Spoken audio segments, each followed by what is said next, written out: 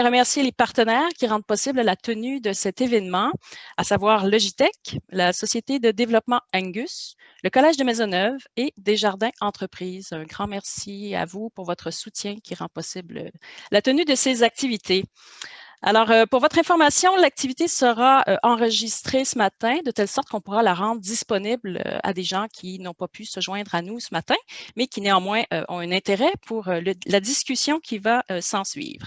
Alors, la forme que ça va prendre, c'est qu'il y aura tout d'abord une brève intervention de Madame Anglade, s'en suivra une conversation avec moi, suivie d'une période d'échange, questions et réponses avec vous, les participants. Donc, vous serez invités à inscrire vos questions par écrit dans la fonction là, qui est au bas de votre écran Q&A. Alors, je vous invite tout simplement à préparer votre question pour cette période. Et maintenant, sans plus tarder, laissez-moi vous présenter notre invité qui va présenter notre conférencière. Donc, il s'agit en fait du représentant d'une entreprise qui se démarque, je dirais, par son dynamisme, également par ses ambitions pour l'Est de Montréal, de même que par sa capacité à innover. Et j'ai nommé M. Mathieu Germain, directeur développement stratégique chez Sonnexon, qui fait partie de la grande famille Logitech. Mathieu. Merci Christine, cette belle introduction. Il nous fait premièrement un grand plaisir d'accueillir, c'est notre propre vendredi fou aujourd'hui, où est-ce qu'on a de nombreux élus, on a toute une foule, et il me fait également plaisir d'avoir la chance d'introduire Madame Dominique Anglade. À titre de rappel, Madame Anglade a toute une feuille de route. Chef du Parti libéral, ancienne ministre de l'Économie, Sciences-Innovation, ministre responsable de la stratégie numérique. Madame Anglade, c'est toute une femme d'affaires, une politicienne engagée dans sa communauté. On est fiers de l'avoir aujourd'hui, Madame Anglade, une graduée de la Polytechnique de Montréal, du HEC. Elle a joué des rôles clés dans sa carrière chez Procter & Gamble, chez Nortel, chez McKinsey. Madame Anglade est reconnue pour son expertise dans le domaine des transformations majeures des organisations. Et au cours de sa carrière, elle a reçu de nombreuses distinctions, entre autres de l'Ordre des ingénieurs, qui a reconnu sa contribution exceptionnelle dans sa profession. En 2014, elle a été nommée Young Global Leader par le Forum économique mondial de Davos. Et Madame Anglade, pour moi personnellement, puis plusieurs sûrement qui peuvent relater à ça, elle est reconnue pour sa passion de l'innovation. Et ça, c'est quelque chose qui nous tient à cœur du côté de la famille de Logitech, de chez Sonnexon. Pour notre entreprise, récemment, le 4 novembre, on est très fiers que nos technologies d'eau potable Altra ont été reconnues comme parmi les 1000 solutions propres et efficaces qui vont changer le monde. J'aime ça le dire avec un ton important, ça va changer le monde selon le Solar Impulse Foundation. Et encore une fois, on a un peu d'influence ici de Mme Anglade, on a des beaux projets d'innovation de notre côté. Christine, tu l'as nommé dans l'Est de Montréal, à Montréal-Est, un projet de grande importance de valorisation des résidus fins issus des matières de construction qui sera bientôt implanté à Montréal-Est, une solution qui va régler une belle crise. Tout ça s'est inspiré d'efforts de personnes comme Mme Anglade. Donc, je vous dirais, sur ce, je suis fier de passer la parole à Mme Anglade. Merci beaucoup pour cette présentation, Mathieu. Puis, merci de rappeler le mot innovation, parce que c'est vrai que c'est un mot qui m'interpelle beaucoup.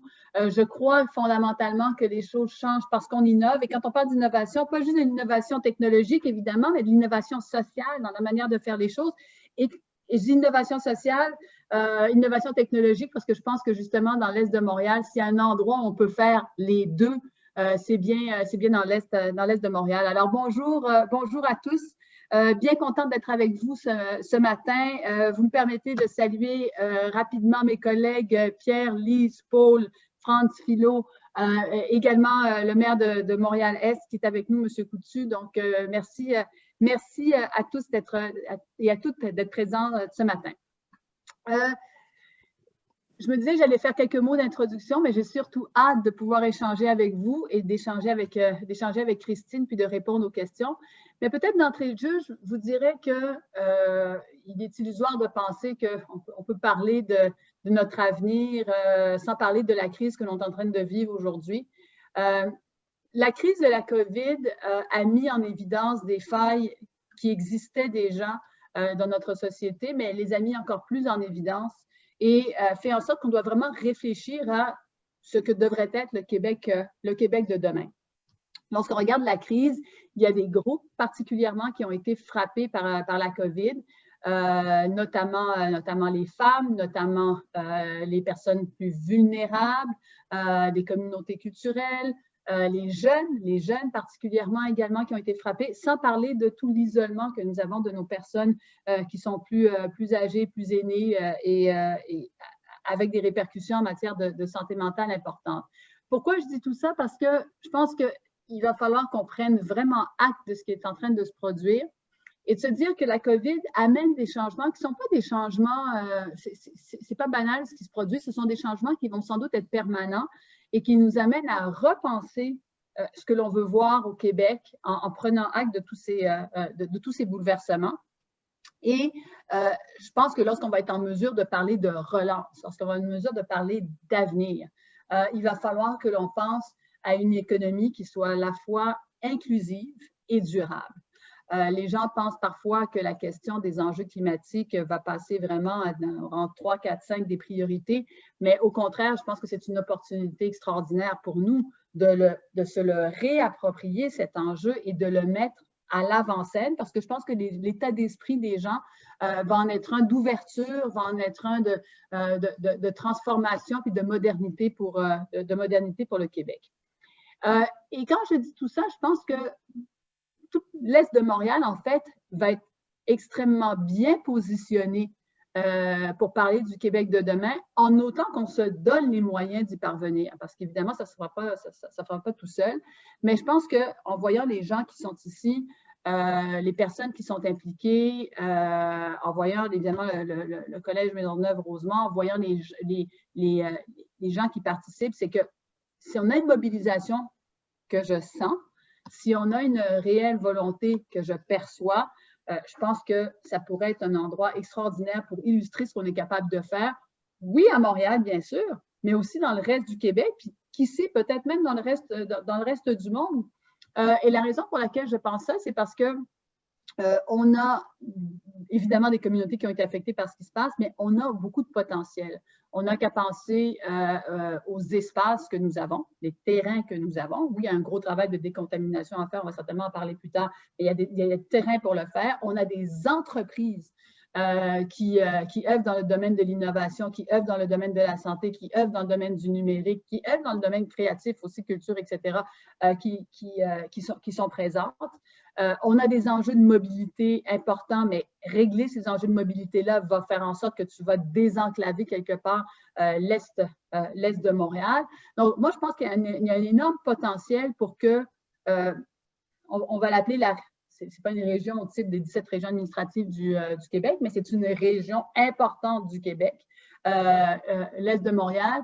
Et ce qu'on serait capable d'y réussir ferait en sorte que, quand je parle d'économie inclusive, d'économie durable, on a des populations qui sont vulnérables. Si on est capable de démontrer cette capacité à aller chercher ces communautés plus vulnérables ici dans l'Est de Montréal, si on est capable d'aller chercher des projets en matière d'innovation puis qui sont liés avec la transformation avec les enjeux climatiques, moi, je pense que justement, on a un pôle là qui va nous permettre de réellement rayonner. Alors, il y a plusieurs projets dont on pourrait discuter, mais moi, je suis plutôt enthousiaste à la suite des choses. Évidemment, je sais qu'on est en pleine dans la COVID puis que les moments ne sont pas faciles. Alors, quand je dis enthousiaste, il n'y a pas de dissonance cognitive entre ce que je dis et ce qu'on vit. Il y a quand même cette réalité qu'on vit au quotidien, mais je crois qu'on serait vraiment capable de le faire si tout le monde met l'épaule à la roue, comme vous le faites présentement, comme plusieurs des joueurs le font présentement avec nous. Sur ce, Christine, je ne sais pas, j'ai envie de vous céder la parole pour qu'on puisse commencer à échanger puis pouvoir parler de toutes sortes d'enjeux.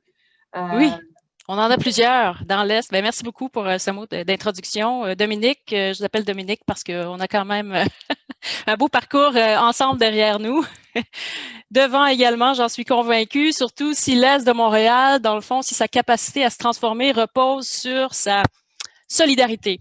En ce sens que s'il y a quelque chose qui m'a marqué depuis que je suis à la Chambre, j'y suis depuis 4 ans, c'est en fait le fait que les gens, on laisse tatouer sur le cœur. Ils sont vraiment épris de leur territoire. Ils sont partants pour batailler, pour surmonter les difficultés parce que Dieu sait qu'il y en a eu.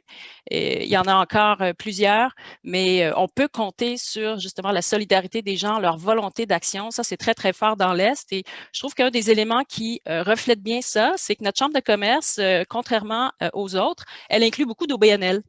On a 15 à 20 de nos membres qui sont des OBNL parce qu'ils font partie intégrante justement de la fibre du tissu de l'Est de Montréal et ça fait en sorte qu'on a voulu les inclure donc dans la mêlée et puis ça donne des beaux résultats. Ben, alors, vous avez dit justement que un parti moderne, là, c'était un parti qui devait surtout en période de pandémie, donc réfléchir à une reprise économique durable et inclusive. On le sait, ce sont deux mots qui résonnent fort dans l'Est de Montréal du fait de nos enjeux sur le plan de l'inclusion, que ce soit économique ou social, sur le plan également de l'économie. Alors, comment ça se traduit dans les faits quand on dit ça? On veut une reprise économique durable et inclusive. Comment ça se traduit, là, si on regarde à l'échelle du Québec? On peut regarder à l'échelle du Québec, mais j'ai envie un peu de regarder à l'échelle de Montréal-Est comment ça se produit. D'autant plus que, Christine, vous avez mentionné l'importance des OBNL. Moi, je suis pas députée d'un comté de l'Est, mais je suis députée d'un comté dans lequel il y a 500 organismes communautaires. Et je vais peut-être commencer en disant ça. Il y a une économie dont on en parle, mais on n'en parle pas suffisamment, qui est une grande force au Québec, c'est toute la question de l'économie sociale. Tout l'enjeu du positionnement de notre économie sociale, qui se lie très bien aussi avec la question de l'économie circulaire.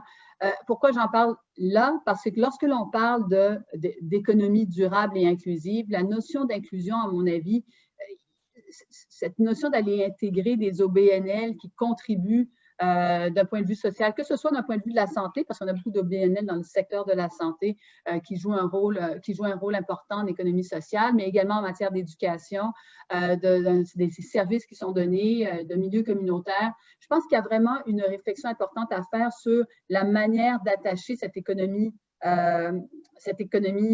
sociale à l'économie de manière plus large. Et quand je parle d'inclusion, je parle de ça, ce type d'économie-là. Quand je parle d'inclusion, je parle de personnes qui traditionnellement n'ont pas accès à certains potentiels de développement ou des emplois particulièrement. Puis comment est-ce qu'on ouvre, on casse un peu les verrous. En fait, on fait sauter les verrous pour que ces personnes puissent y avoir accès. On parle de population, il faut le reconnaître, dans l'Est de Montréal, il n'y a pas d'université, mais il y a un collège. Alors, moi, de voir que les gens s'impliquent activement au collège pour proposer une implication, une meilleure intégration, une meilleure mobilisation, moi, je pense que c'est extraordinaire parce que ça peut être un véritable modèle de développement que l'on peut répéter ailleurs. Durable. Nous avons, c'est la vie, plusieurs terrains qui ont été contaminés par le passé, mais c'est aussi une opportunité de démontrer ce qu'on est capable de faire en termes de décontamination. Et c'est surtout une opportunité de se dire qu'on va amener des entreprises qui œuvrent dans le domaine du développement durable, qui œuvrent dans le domaine de l'innovation en matière environnementale. Il y a beaucoup de choses à faire. Mais pour que ça ait du sens, puis là, je vais sortir de l'Est de Montréal, puis je vais le monter un peu à l'échelle du Québec, il faut que véritablement on ait une volonté d'intégrer l'économie puis l'environnement, d'intégrer l'économie puis les changements climatiques. Et ce n'est pas juste de dire que c'est important puis de faire des plans en parallèle puis d'essayer d'investir en électrification des transports parce que c'est beaucoup plus large que ça. Il faudrait qu'au Québec, on ait un institut du climat qui soit capable non seulement de mesurer la performance du Québec de manière indépendante, mais également d'avoir des programmes de formation pour toutes nos entreprises, pour les soutenir, pour les encourager. Il faudrait que lorsque l'on parle de changement climatique, ce ne soit pas porté par un ministre de l'Environnement, mais bien porté par l'ensemble des ministres, que ce soit l'économie, les transports, l'éducation, la santé. Et pour ça, il faut que ça relève du premier ministre directement et qu'on ait une obsession de se dire que dans toutes les décisions qu'on va prendre, on va être capable d'intégrer ces notions-là. J'ai été ministre de l'économie pendant 3 ans. Puis moi, je peux vous dire une chose, on a bien beau parler d'environnement et de changement climatique. Là, quand vient le moment d'évaluer les projets d'un point de vue économique, ce sont des silos qui sont en place et qui font en sorte qu'on évalue la création d'emplois, puis combien de jobs qui vont être créés, qui on va embaucher, etc. Mais jamais la question de l'économie circulaire, les fournisseurs qui sont utilisés dans cette entreprise-là, l'impact sur l'environnement, l'impact sur la société en général. Jamais ces critères-là sont mis de l'avant lorsqu'on évalue les projets économiques. Et ça doit absolument changer si on veut qu'il y ait une véritable intégration. Donc, il y a une vision de long terme, puis dans la déclinaison de cette vision de long terme-là, sincère à ce moment-là, l'Est de Montréal, à mon avis. C'est étonnant que ce ne soit pas encore fait parce qu'il y a longtemps déjà qu'on dit que économie et environnement ne s'opposent pas, mais ici, quand vient le temps de prendre les décisions, ça ne fait pas partie de la grille. On dit ça, mais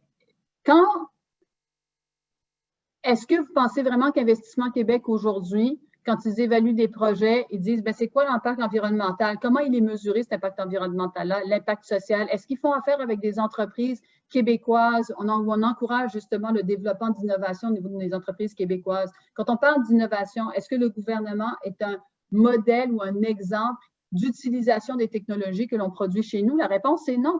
Alors, il faut que ces éléments-là changent, mais pour que ces éléments-là changent, tu ne peux pas le laisser à un ministère, il faut que tu le montes au niveau du premier ministre ou de la première ministre et lui dire, tout ça doit faire partie d'une énorme transformation qu'on doit opérer au sein de l'appareil gouvernemental. Oui, un grand virage à faire, beaucoup de travail. Si on revient sur l'Est de Montréal, donc on le sait, là, le développement économique du territoire, ça va passer notamment par la revitalisation de ces grandes friches industrielles. On compte plus de 40 millions de pieds carrés de friches industrielles dans l'Est qui sont complètement inactives sur le plan économique, soit parce qu'elles sont contaminées ou il y en a une partie qui sont décontaminées, sauf qu'elles ne sont pas connectées aux infrastructures. Donc, qui peut-on accueillir comme entreprise s'il n'y a pas d'infrastructure municipale? Bon, le gouvernement actuel a pris l'engagement d'octroyer 200 millions à un fonds qui est dédié à la décontamination des terrains de l'Est. Il y a déjà une première tranche de 100 millions qui a été octroyée, qui est passée par la Ville de Montréal. Bon, 200 millions en soi, on se dit, on ne va pas faire le tour de la question avec 200 millions parce qu'on va avoir encore des terrains à décontaminer, même si tout cet argent-là est investi. Mais déjà, ça va nous faire un bond en avant significatif. Là, je le disais, il y a un premier 100 millions qui a été octroyé, mais le deuxième 100 millions, on n'en entend pas encore beaucoup parler.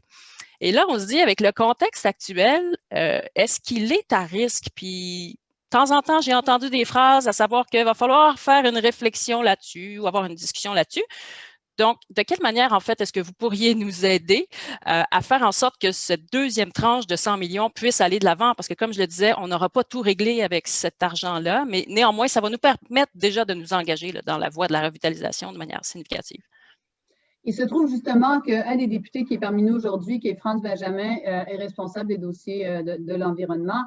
Et une des manières de procéder, c'est de vraiment aller questionner le ministre de l'Environnement sur les prochains 100 millions. Évidemment, ça relève, il y a la Ville qui est impliquée là-dedans, mais nous, au niveau du gouvernement du Québec, pour pouvoir travailler avec le gouvernement, c'est vraiment d'aller directement voir le ministre et puis d'aller poser ces questions-là. Ça nous interpelle à deux niveaux. C'est sûr que c'est des comtés, ce sont des comtés représentés par certains de nos députés, donc il y a un travail de députés à faire, mais aussi, encore une fois, c'est toute cette question environnementale. Et je pense que c'est le premier ingrédient pour la suite. C'est-à-dire qu'il y a des affaires que si on ne règle pas à court terme, ça va être difficile de bâtir pour l'avenir. C'est comme les premiers jalons à poser. Alors, très bien pour le premier 100 millions, mais je pense aussi que dans l'utilisation qui est faite de ce 100 millions-là, il faut s'assurer que ce soit fait de manière à ce qu'on puisse réellement bénéficier des terrains là, décontaminés pas dans un espace restreint, mais ce que je veux dire, c'est de manière concentrée, qu'il y ait vraiment un impact par rapport à cette décontamination-là, puisque ces terrains-là puissent être utilisés. Alors, si la question, c'est est-ce que je peux agir? La réponse, c'est oui. Est-ce que l'on va agir? La réponse, c'est oui. Puis si on peut être en lien avec certains d'entre vous pour faire avancer ce dossier-là pour le 100 millions, ça va nous faire plus que plaisir. Et France, elle va être un excellent porte-parole pour ça. Excellent. Merci beaucoup. Votre aide est plus que bienvenue Donc, merci pour ça.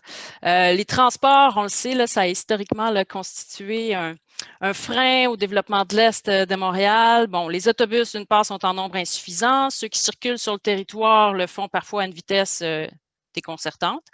Une grande portion du territoire aussi n'est pas desservie là, de manière acceptable, en fait, par des transports collectifs. Puis à ce sujet, bon, on le sait, on attend, en fait, je ne sais même plus si on attend le fameux prolongement de la ligne bleue. Ça fait tellement longtemps, on l'a annoncé, on ne sait plus combien de fois. Puis il n'y a pas eu de véritables avancées significatives. Et là, le nouvel élément qui est apparu dans le décor ces derniers mois, là, c'est donc l'enjeu des expropriations qui pourrait nous amener à devoir attendre encore quelques années supplémentaires alors qu'on était sur un échéancier déjà reporté plusieurs fois qui tournait pour l'instant autour de 2026. Donc, comment surmonter là, ce nouvel obstacle? Est-ce qu'on a besoin d'une loi spéciale pour accélérer le processus d'expropriation pour finir par construire ces 5 nouvelles stations? Et est-ce que ce sera suffisant aussi pour nous mettre dans un mode action ou vous voyez plutôt une autre alternative? Honnêtement, je vais peut-être être un peu plus optimiste, moi, par rapport à la suite des choses sur la ligne bleue. C'est vrai qu'il y a beaucoup de temps qui s'est écoulé. Il y a aussi du travail qui s'est fait. Mais au bout du compte, projet de loi 66 est sur la table présentement, est en train d'être débattu à l'Assemblée nationale. Je m'attends qu'il soit adopté plus tôt que tard, le projet de loi. Mais évidemment, il faut que tout le monde travaille et mette du sien. Mais je pense que les choses roulent assez rondement. Et donc, je me dis, moi, je suis plutôt optimiste pour la ligne bleue. Maintenant, il y a toute la question, au-delà de la ligne bleue, la prochaine étape, ça va être REM. Qu'est-ce qu'on fait avec ça? Qu'est-ce qu'on fait pour l'Est, pour le REM? Comment est-ce que devrait être impliquée la caisse de dépôt là-dedans? Je pense que ça, c'est des questions que l'on devrait se poser tout de suite parce que la mobilité, au-delà de la ligne bleue, il faut se projeter puis se dire comment est-ce qu'on arrive à faire en sorte que les autres éléments aboutissent. Et quand on veut faire arriver certains projets, le REM en est un exemple où, à l'intérieur d'un mandat, on était capable de partir la machine. Je pense qu'on serait capable de faire la même chose pour le REM à l'est de Montréal. Le REM, ben, c'est sûr que Pas à ce l'est serait de Montréal, mais dans l'est de Montréal. Dans l'Est de Montréal, ce serait un véritable game changer là, si le REM était déployé dans l'Est. On attend des nouvelles impatiemment. On espère que ça va être annoncé, d'autant que si c'est le cas, ben, ça va s'inscrire dans un calendrier qui n'a rien à voir avec ce que l'on a connu avec la ligne bleue. Donc, on serait dans un calendrier de réalisation extraordinaire. Donc, ben, une des préoccupations quand même qui émerge dans la communauté de l'Est, c'est la capacité d'un REM à s'intégrer dans la trame urbaine, dans la trame résidentielle. Hein, ce serait un tracé qui traverserait notamment des zones habitées, densément habitées. Donc, comment est-ce qu'on peut adapter le modèle? Est-ce qu'on peut avoir une caisse de dépôt là, qui tienne compte de cet élément-là pour pas juste répliquer ce qui a été fait dans l'Ouest et l'amener dans l'Est? Parce que là, ça créerait potentiellement une cicatrice. Là. Donc, comment est-ce que vous voyez ça? Et quel type d'impact ça pourrait avoir, à votre avis, l'arrivée d'un REM sur l'Est de Montréal là, au niveau de son développement? L'arrivée d'un REM, là, on parle, l'arrivée d'un REM, là, on parle de transformation majeure, là, on s'entend, parce que là, en termes de mobilité, en termes d'accès, pour les populations aussi qui sont desservies, pour les entreprises qui peuvent alors à ce moment-là valoriser beaucoup plus les endroits où ils vont pouvoir se loger, où ils vont pouvoir avoir pignon sur rue, ça change complètement, honnêtement, ça change complètement la donne. Parce que souvent, la question de la mobilité, c'est ça qui va déterminer ta capacité à grandir, comme à attirer du monde. Puis il y a du monde dans l'Est de Montréal, mais désenclaver, permettre aux gens de pouvoir se déplacer facilement, rapidement, efficacement. Et je reviens sur le point que vous mentionnez, Christine, de manière harmonieuse. Il n'y a pas de raison pour laquelle, je ne vois pas de frein dans l'intégration harmonieuse qu'on aurait besoin d'avoir au sein de la ville. Si ça passe par Notre-Dame, comment est-ce qu'on est capable de le faire pour que ça rentre dans le paysage, pour que ça s'intègre bien, que les gens le reçoivent bien, le perçoivent bien. Moi, je pense que la Caisse de dépôt a évidemment un mandat de le bas de laine des Québécois, mais aussi de faire du développement économique. Et si on considère, encore une fois, la notion de développement économique comme étant une notion de développement économique inclusive et durable, ce genre d'initiative-là, ben, c'est exactement ça dont on parle. Ce n'est pas juste de faire du développement économique puis d'avoir un REM qui passe, mais c'est de le faire pour faire en sorte que tout le monde se sente interpellé par ça également. Et je pense qu'il y a beaucoup de gens dans l'Est qui délaisseraient leur voiture personnelle parce que plusieurs, en fait, ont une voiture personnelle par dépit, un peu parce que les autres modes de transport public font trop défaut. Et puis, on Et en sait ce sens, Christine, vous êtes un bon modèle parce que depuis plusieurs années déjà, vous aviez délaissé la voiture, utilisé les transports. Alors, mais tout à fait. J'avais jamais eu de voiture avant de travailler dans l'Est et puis j'ai dû m'en acquérir une à partir du moment où j'ai travaillé dans l'Est. Donc, je pense qu'il y a justement un potentiel. Et puis, il faut penser à la nouvelle génération qui, elle, va apprécier ça, qui, elle, va vivre au niveau au même rythme que la mobilité.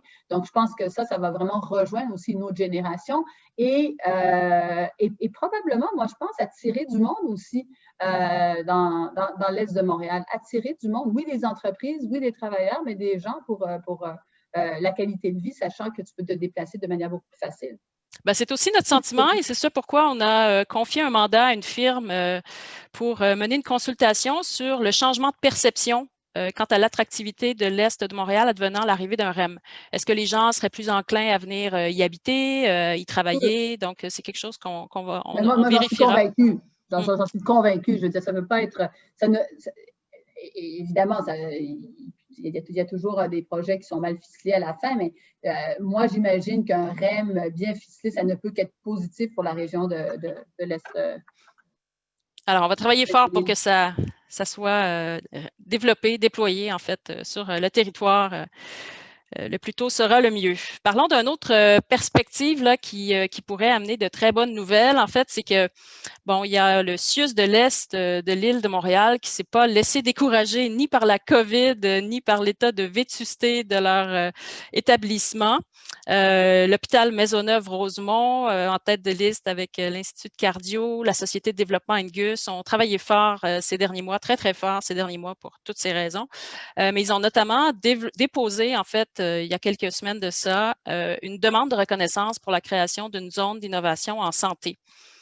Sur leur site actuel. Donc, ce serait un projet qui vise à favoriser la découverte puis la commercialisation d'innovation, tout en ayant un impact positif aussi sur la collectivité parce qu'ils veulent améliorer les indicateurs de santé qui, on le sait, ne sont pas des plus réjouissants dans l'Est. Donc, de quelle façon est-ce que vous pourriez être en mesure d'aider à ce que ce projet-là prenne vie?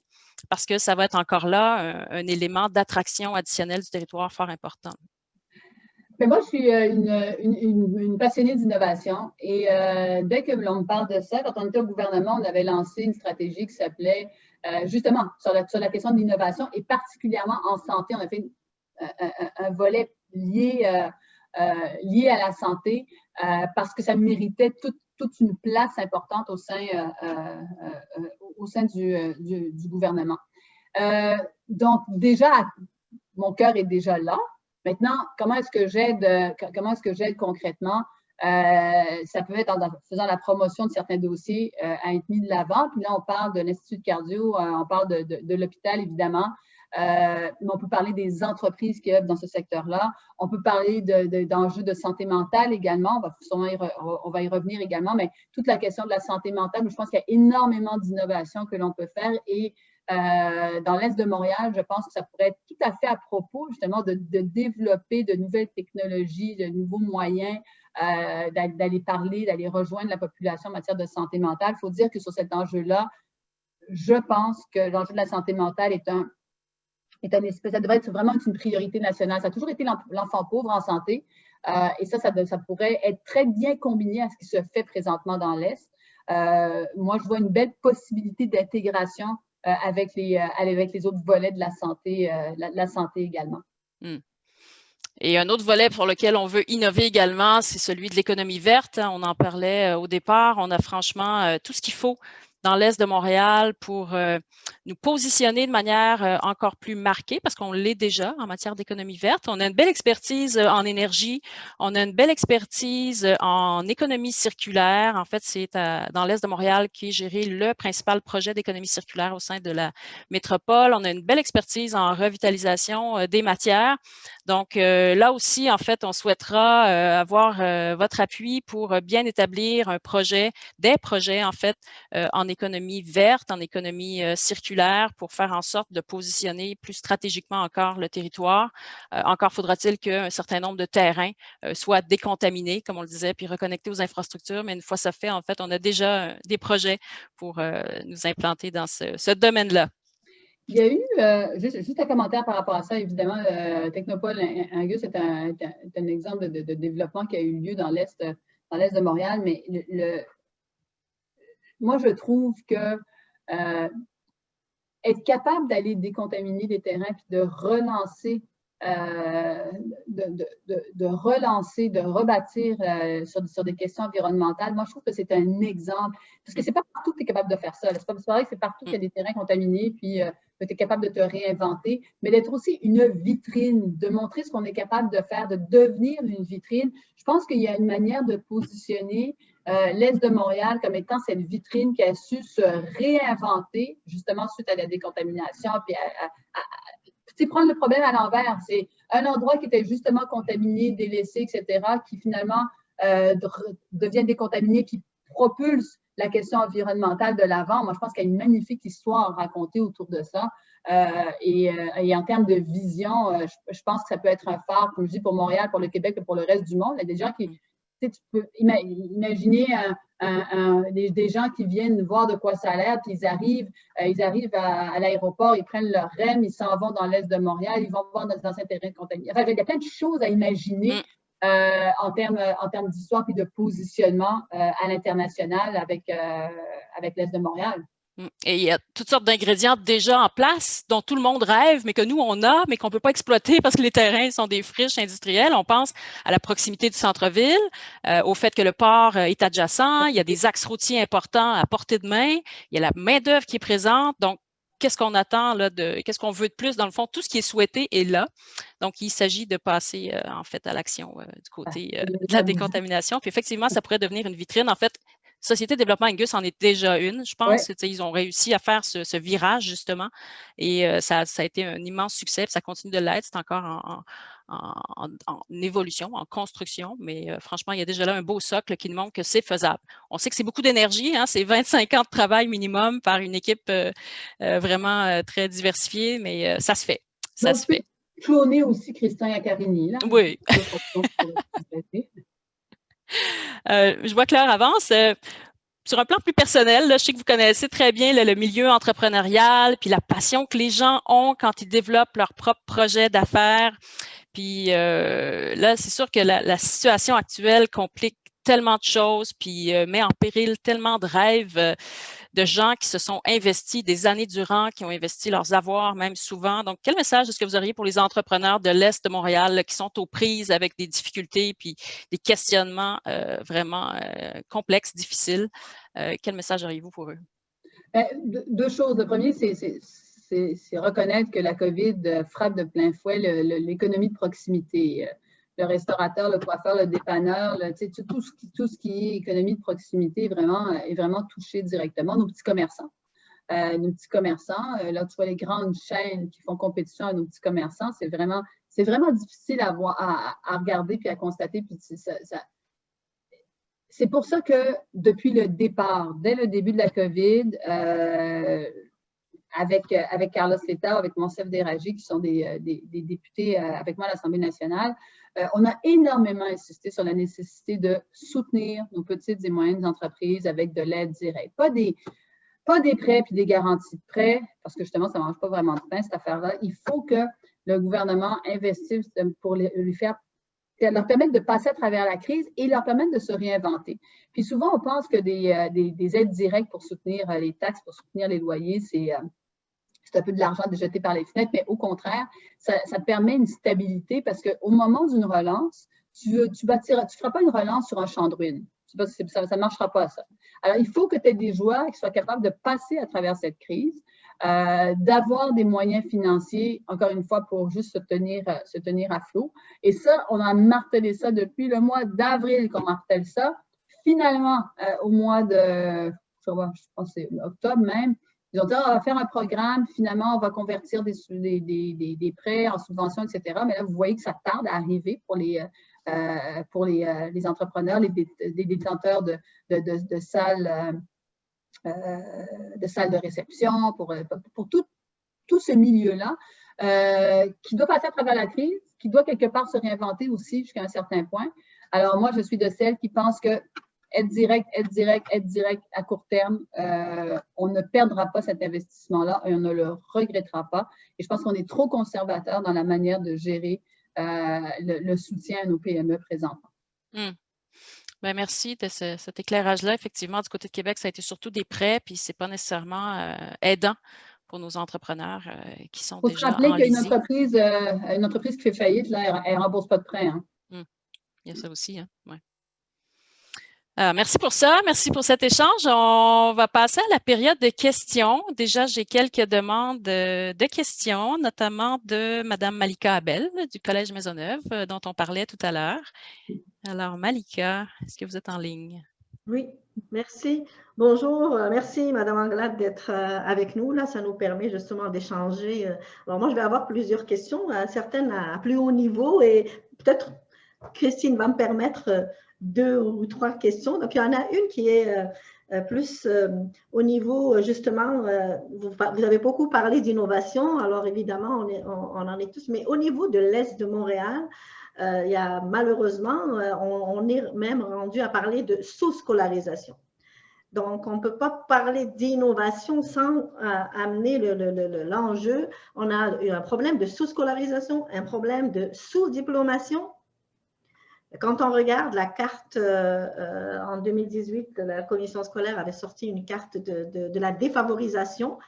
Et puis, quand on regarde l'Est de Montréal, il y a plusieurs zones qui sont en rouge. Là. Et puis, moi, je parle de l'Est, pas seulement à partir de P9. Hein. Je suis à Hochelaga. Là, on nous dit qu'Hochelaga, ce n'est pas l'Est. Là.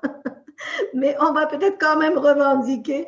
Et malheureusement, ça commence bien avant P9, le rouge dans cette belle carte-là.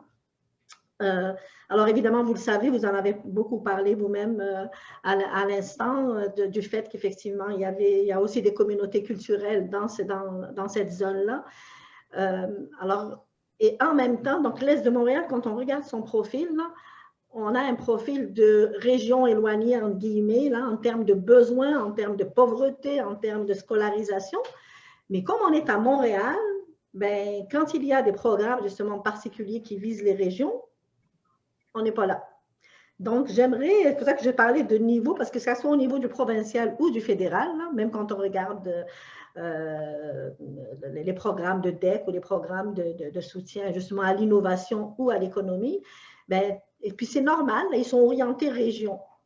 Alors, moi, depuis quelques temps, j'ai tendance à dire, ben, est-ce que l'Est pourrait être, d'abord, bon, Montréal aussi, c'est une région, on s'entend, mais en termes de particularité, de favoriser justement du soutien à des régions, étant donné tout ce qu'on vient de dire et qu'on dit depuis quelques années sur justement la spécificité de l'Est, est-ce qu'on pourrait considérer l'Est justement comme étant une région défavorisée entre guillemets et qui a besoin justement de soutien? Alors oui, il y a un programme spécial, enfin une entente de revitalisation, mais elle est très pointue.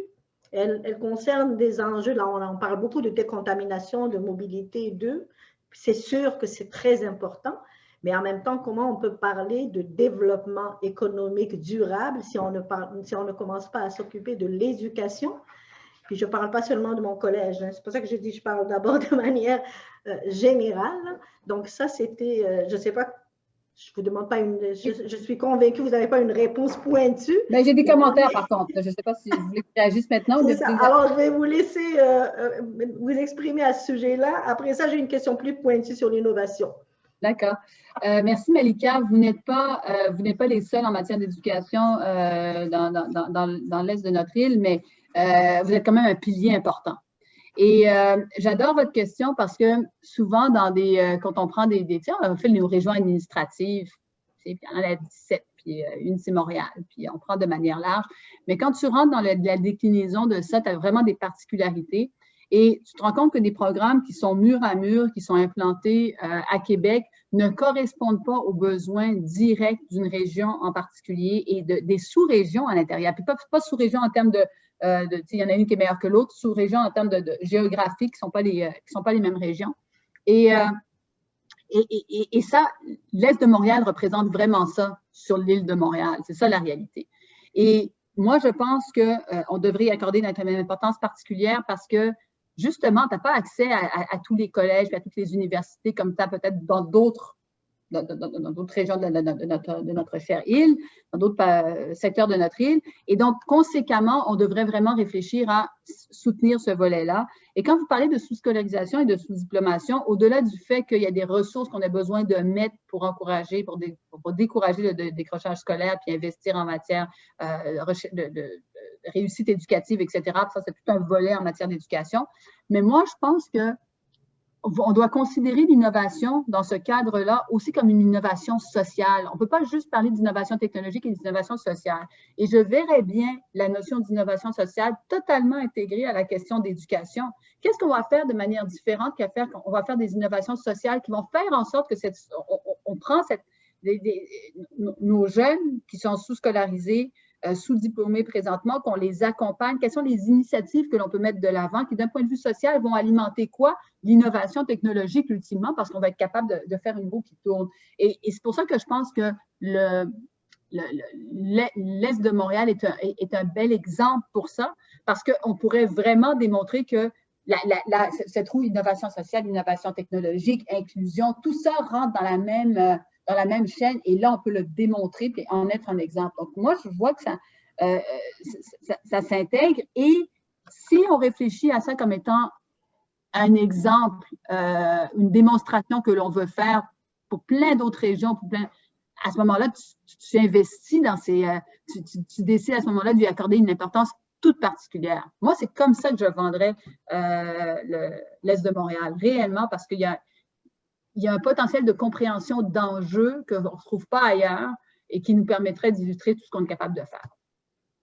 Merci. Ben, en fait, on est un peu là-dedans. Hier encore, on avait un colloque sur les pratiques inclusives, justement, avec notre centre de recherche en intégration socio-professionnelle des immigrants pour la réussite, justement, éducative. Donc, c'est juste que quand on le regarde à plus haut niveau, on a l'impression qu'on est noyé dans Montréal et dans quelque chose de plus général.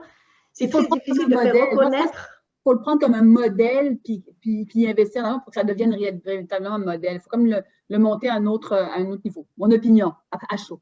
Ben oui, merci. Alors, ma deuxième question, puis oui, effectivement, on n'est pas le seul collège. En fait, on est 3 cégeps dans l'Est, impliqués beaucoup dans l'Est de Montréal. Et à nous 3, là, on a 5 centres de recherche. Là, donc, 5 centres de ce qu'on appelle des centres de transfert technologique là, qui agissent, donc, qui sont beaucoup en soutien aux entreprises. Alors, évidemment, j'ai un de mes directeurs de CCTT qui se plaît à dire qu'on fournit 3 en 1. Là, donc, on fournit la main-d'œuvre, on fournit le soutien aux entreprises et on fournit même les équipements en termes de mutualisation, etc. Donc, de possibilités d'avoir des équipements. Et là, évidemment, je vais vous inviter, Malika, pardon, à procéder à l'autre question parce qu'on a plusieurs autres questions aussi. Je suis dedans. Ah, d'accord. Je suis dedans. OK. C'est ma mise en contexte. OK. Donc, la question, justement, on parle de technologie propre pour l'Est de Montréal, mais on parle de zones d'innovation qui sont quand même un avenir, disons, moyen. Et là, nous, on regarde de manière plus proche. Comment est-ce que vous voyez la possibilité d'avoir justement des projets à plus court terme, plutôt que de faire ça donc en parallèle, je parle à l'ingénieur, plutôt qu'en série, là, de commencer le travail justement pour pouvoir avoir quelque chose de plus ambitieux dans quelques années. Comment est-ce que vous voyez cette démarche-là? Je ne veux pas répondre n'importe quoi parce que là, vous parlez Je parle de soutien à l'innovation pour les entreprises à une échelle plus petite, plutôt que de tout de suite parler de zones d'innovation. Ben, pas du tout. Oui. Okay, avant. Donc, je veux dire d'y aller de manière progressive. Oui, je comprends votre question parce que parfois, tu veux atteindre le Saint Graal, puis tu te rends compte que ça va être très long pour essayer d'atteindre cet objectif-là. Et en parallèle, tu n'investis pas à court terme dans toutes sortes de projets d'innovation. Très en faveur d'investissement en matière d'innovation directe. L'innovation, ce n'est pas quelque chose, c'est pas juste de dire « Oh, je crée une zone d'innovation, puis ça va être extraordinaire ». Ce n'est pas juste la notion de création de zone d'innovation. Il faut que tes entreprises soient présentes. Il faut que tu aies déjà un pôle là, qui existe avec des entreprises qui soient financées là-dedans. Donc, moi, je pense qu'un soutien à l'innovation immédiat. Et en plus, en période post-COVID, ça va être encore plus important parce que tous ceux qui auront de l'innovation à faire, on devrait les encourager grandement. Il y en a qui vont trouver ça très difficile, ce qu'on est en train de vivre présentement. Mais moi, je suis de celles qui disaient déjà dans les derniers mois, on devrait tout de suite encourager toutes les entreprises qui innovent rapidement, de leur donner des montants d'argent, les accompagner, parce que ce n'est pas de l'argent que tu perds. Si l'entreprise est déjà dans le contexte actuel prête à faire de l'innovation, mais imaginez ce qu'elle sera prête à faire au sortir de la crise de la COVID. Donc, totalement en accord avec des financements qui sont directs, rapides, court terme. Puis après ça, tu as toute la notion d'on va faire un pôle d'innovation, etc. Puis ça, c'est plus long terme. Mais au moins, tu commences à créer une espèce d'ébullition puis une espèce de grappe qui s'illustre. C'est ça que merci. Vous voulez dire. Donc, ouais. Autrement, Christine va me taper sur les doigts, alors merci. On a d'autres demandes de questions, notamment de Guy Nadeau de Desjardins Entreprises. Bonjour Dominique, bienvenue dans l'Est, content de te voir. Écoutez, en lien avec peut-être la transition énergétique qu'on devra vivre et qu'on devra accélérer au cours des prochaines années, comment vous voyez le rôle de Hydro-Québec en termes d'innovation pour justement qu'on puisse mettre de l'avant notre expertise, notre grande expertise au Québec? Là, on va sortir de l'Est de Montréal là, pour mettre en avant justement en avant-plan la force d'Hydro-Québec en termes de transition énergétique, parce qu'on sait qu'on est quand même une source de production d'énergie renouvelable et verte. Je voudrais vous entendre là-dessus. Bien, je pense qu'Hydro-Québec aura une place importante dans la mesure où, pour revenir en arrière 2 secondes, Hydro-Québec, on est rendu le 4e producteur mondial en termes d'hydroélectricité. Ce n'est pas rien. On a réussi quelque chose d'extraordinaire, mais entre vous et moi, ça fait quand même 50 ans qu'on a réussi quelque chose d'extraordinaire. Puis on parle beaucoup d'Hydro-Québec. Moi, j'ai faim d'arriver à une autre étape, si vous voulez, par rapport à Hydro-Québec, puis de se dire comment est-ce que ça, maintenant, ça s'est utilisé pour, par exemple, faire de l'hydrogène vert. Il y a les serres, présentement le développement des serres, comment on peut le mettre de l'avant. Puis, dans toute la transition énergétique, je pense qu'il faut s'appuyer là-dessus, mais créer des projets qui nous sortent aussi de simplement l'hydroélectricité. C'est pour ça que je parle d'hydrogène vert, mais j'aimerais ça parler de la forêt, j'aimerais ça parler de biocarburants, j'aimerais ça parler d'autres avenues qui vont être extrêmement importantes pour le Québec, qui vont être évidemment basées sur notre hydroélectricité, mais qui vont nous sortir de simplement dire c'est bien qu'on produise de l'hydroélectricité, c'est bien qu'on en vende, mais comment cette hydroélectricité-là va être utilisée dans des créneaux qui vont être plus porteurs. Et moi, je reste persuadée que dans le biocarburant, dans la forêt, dans l'hydrogène, on a des potentiels extraordinaires d'utilisation de l'aluminium vert aussi, c'est un autre exemple. Mais je reste persuadée que Hydro-Québec peut être mis à contribution. L'autre élément où je pense que Hydro-Québec peut être mis à contribution, c'est dans le rôle qu'il joue auprès de nos petites et moyennes entreprises. Hydro-Québec, c'est une grande société d'État, certes, mais quel est le rôle qu'elle joue dans le développement de ces petites et moyennes entreprises-là? Comment ça part de développement économique et de développement social. Comment elle le joue? Je pense qu'il y a une réflexion aussi à faire avec ça. Excellent. Bien, merci beaucoup. Merci pour votre réponse. C'est gentil. Merci. Alors, j'ai des questions des participants. Je vais regrouper les 2 prochaines parce qu'elles sont sur la même thématique. J'ai notamment Sorène Marie et un participant anonyme qui veulent entendre parler, en fait, des entrepreneurs de la diversité ethnoculturelle. Alors, Sorène Marie nous dit « Moi, je suis une entrepreneure et dans le groupe de minorités visibles. Je suis à Gatineau. Avez-vous un plan pour soutenir les entrepreneurs des minorités visibles car on a de la difficulté à trouver du financement et de l'accompagnement? » Et l'autre participant nous dit « Comment donner une vitrine aux entrepreneurs de la diversité ethnoculturelle? » Merci. Alors, quelqu'un de Gatineau, c'est ça? Oui. Oui. La technologie a de ses avantages. On est au centre, dans l'Est de Montréal, on est au centre de tout. Alors, bonjour à la personne de Gatineau. Entrepreneurs de la diversité qui ont plus de difficultés à recevoir du financement, c'est quelque chose qui est connu, les chiffres sont là pour le démontrer. Moi, je pense que ça prend des initiatives comme celle d'entreprendre ici. Entreprendre ici, c'est quelque chose qu'on a mis en place à l'époque où j'étais au gouvernement. On a dit, bon, là, on se rend compte que l'accès au financement n'est pas facile. Il faut que on puisse encourager les entrepreneurs de la diversité directement avec des programmes et que suite à ces programmes-là, il y a un accompagnement qui permette d'ouvrir les portes par rapport au financement qui est disponible. Alors, un exemple, oui, entreprendre ici, moi, je prendrais ça comme exemple et je me dirais, prenons ça et poussons-le plus loin. Alors, si vous savez, peut-être qu'il y en a qui savent c'est quoi ici, mais le groupe 3737 aussi travaille avec plusieurs initiatives. Ils ont obtenu d'ailleurs des montants assez importants pour soutenir les entrepreneurs de la diversité et des gens de communautés noires. Je pense que ça commence là, puis après ça, c'est la capacité d'accompagner, parce que ce que tu veux pas qu'il arrive, c'est que tu fasses ça, puis qu'après ça, ben, ça tombe on reste avec des gens de la diversité, puis le reste de la population. Ce que tu veux, c'est que ça devienne un catalyste pour faire en sorte qu'on est capable après d'ouvrir les portes pour le financement plus mainstream, je vais le dire comme ça. Alors, il y a des opportunités aujourd'hui pour le faire et moi, j'inviterais les gens à contacter 3737 et entreprendre ici, mais aussi penser à de nouvelles initiatives. Moi, je pense qu'il y aura beaucoup de travail à faire post-COVID. Encore une fois, si on parle d'économie inclusive, toute cette question-là va devoir être abordée et toutes les questions de toutes nos institutions financières aussi vont être amenées à se poser la question. Là, je vois M. Nadeau de Desjardins, mais toute cette question-là, c'est une question qui, j'aurai l'opportunité de discuter avec le PDG de Desjardins un peu plus tard aujourd'hui. Tiens, voici un sujet que j'aborderai directement avec lui. J'ai ajouté ça à ma liste de discussions à voir, mais comment est-ce que, dans une période post-COVID, vous réfléchissez à des gens qui ont été particulièrement touchés et comment on crée cette économie inclusive et quelles sont les mesures que l'on met en place pour évaluer les résultats. Et j'en profite d'ailleurs pour souligner que j'ai reçu un message cette semaine de la part d'un dirigeant de Développement économique Canada qui m'annonçait la création d'un programme intitulé « Programme pour l'entrepreneuriat des communautés noires au Québec ». Alors, si vous voulez en savoir plus… Oui, ça doit être lié avec le groupe 3737 aussi, j'ai l'impression. Probablement aussi, là. Donc, si vous voulez en savoir plus, ben, je vous invite à googler donc, ce titre « Programme pour l'entrepreneuriat des communautés noires au Québec par Développement économique Canada ». Sinon, écrivez à Erwan et on vous acheminera le lien, Erwan étant la personne ressource liée donc, à cette activité. Alors, une dernière question avant de conclure de Joël McNeil qui nous dit « On parlait tout à l'heure des impacts sociaux majeurs que la crise sanitaire a eu sur les citoyens.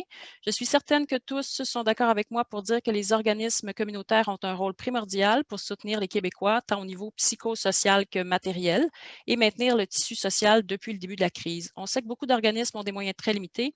Comment voyez-vous le rôle des organismes communautaires dans les prochaines années, mais surtout l'évolution de leur financement à la mission? J'allais répondre financement à la mission.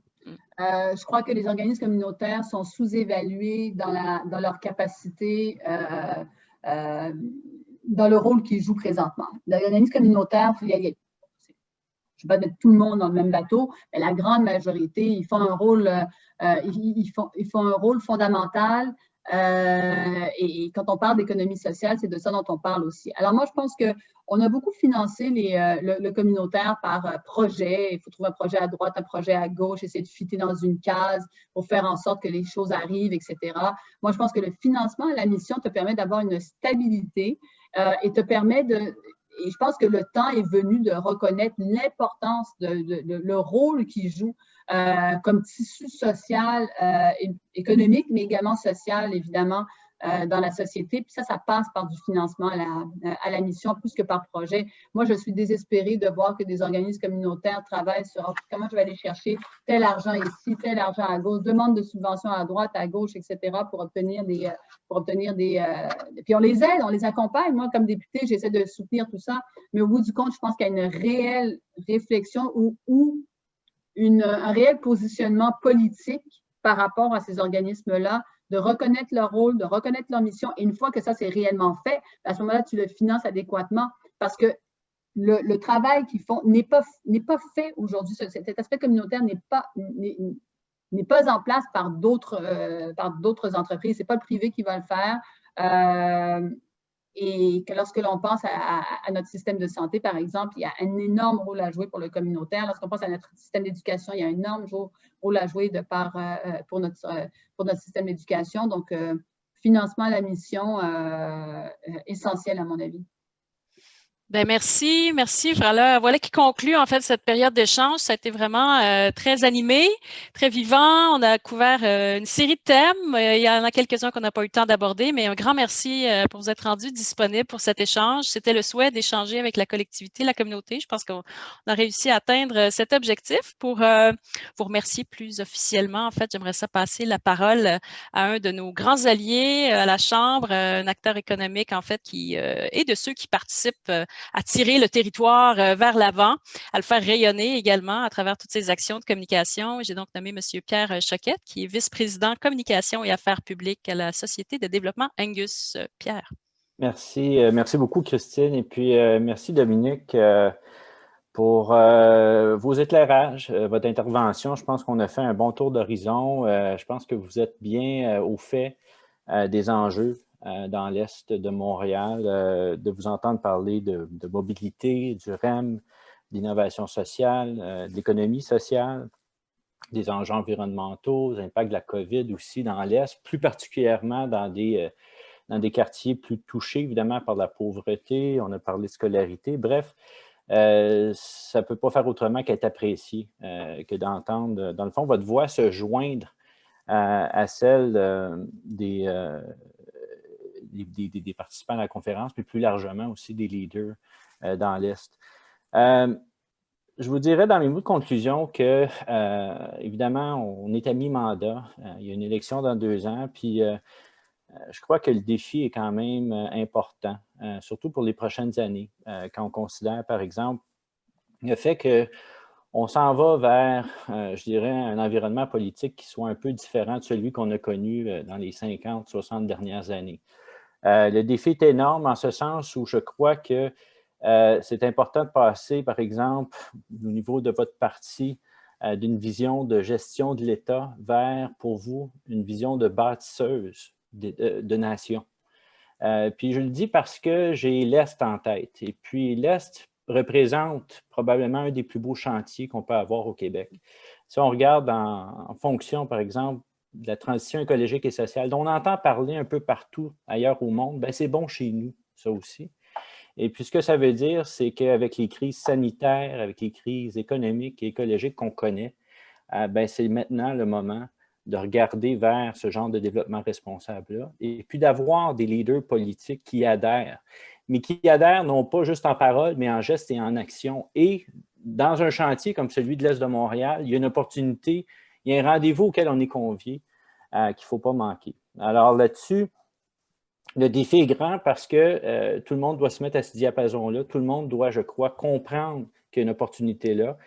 Et puis, je vous dirais que dans les dernières années, il y a eu beaucoup d'investissements à Montréal, mais évidemment, je pense qu'on ne se fait pas de cachette en disant que la grande part de ces investissements-là sont allés vers l'Ouest. Il y a eu des grands projets d'infrastructure, échangeurs Turco notamment, le REM, la première version du REM, mais c'était sans doute assez intelligent d'investir pour un REM dans l'Ouest parce que les risques et les plus grands périls ne sont pas dans l'Ouest. Alors, de développer un REM dans ce coin-là, c'était tout de même assez convenu. Mais les risques et périls sont dans l'Est. C'est là où, si on développe le territoire, qu'on va probablement avoir les plus grands bénéfices parce qu'il y a une bonne densité de population. Mais il y a des enjeux aussi importants auxquels il faut répondre. Et puis, c'est en ce sens-là que maintenant, il faut mettre la lumière sur l'Est. Il faut prendre l'Est comme étant un modèle de développement, non pas de rattrapage, mais un modèle de développement pour démontrer ce que Montréal, le Québec doit devenir. Alors, je vous laisse sur ces mots de réflexion-là parce qu'on y croit tous. Puis, il y a beaucoup de monde que, évidemment, on a côtoyé, qu'on côtoie, avec qui on travaille, qui sont présents, que je dirais qui démontrent beaucoup de courage, qui sont résolus, qui sont résilients, à l'image de la région. Et puis, je pense que honnêtement, c'est un bon camp dans lequel être ça. Pour bâtir le Québec. Fait qu'on vous invite à faire partie, comme les autres élus d'ailleurs, libéraux de l'Est, à faire partie du camp de l'Est. Alors, merci beaucoup. Et puis, bonne chance. Je me déclare faisant partie du camp. Bienvenue. Je me déclare faisant partie du camp et je crois réellement que cette vision de modèle à développer dans l'Est, dans une période post-COVID, où ça devient un exemple pour le reste du Québec. Moi, je pense qu'il y a un potentiel extraordinaire là-dedans. Et étant dans votre camp, ben, faisons équipe ensemble pour faire avancer ces dossiers-là. Ça va me faire extrêmement plaisir. Excellent. Ben, un grand merci, Pierre, pour cette belle invitation. On vient d'élargir le clan. C'est fabuleux parce qu'on ne manque pas de pain sur la planche. Les ambitions sont grandes, mais le potentiel est encore plus énorme. Alors, c'est ça sur quoi on va travailler donc tous ensemble. Un grand merci, Dominique. Ça a été un grand plaisir. Merci à tous nos partenaires. Merci à tous nos participants d'avoir été là. Donc, c'est disponible sur notre chaîne YouTube si vous avez l'envie de la revoir ou de l'acheminer à quelqu'un d'autre qui ne pouvait être présent ce matin avec nous. Pour votre information, 2 événements intéressants qui s'en viennent. Vous savez qu'on est tous dans la promotion de l'achat local. Alors, on fait notre part. On organise un marché de Noël. C'est de 15h à 20h pour faire vos emplettes de Noël. La moitié de mes cadeaux l'année passée sont provenus du marché de Noël. Alors, c'est vraiment une belle occasion. Et puis, par ailleurs, on a le 16 décembre prochain, on récidive. On va organiser l'anniversaire, le 2e anniversaire cette fois, de la déclaration sur la revitalisation de l'Est de Montréal. On recevra donc Mme Chantal Rouleau et la mairesse Valérie Plante pour qu'elle nous fasse état en fait du bilan des avancées de la dernière année et que l'on nous parle aussi des perspectives à venir. Alors voilà, 16 décembre au matin à 9h en espérant vous y voir. Sur ce, un grand merci à tous nos élus également qui étaient présents et à bientôt. Merci à tout le monde. Hein? Au plaisir. Au revoir.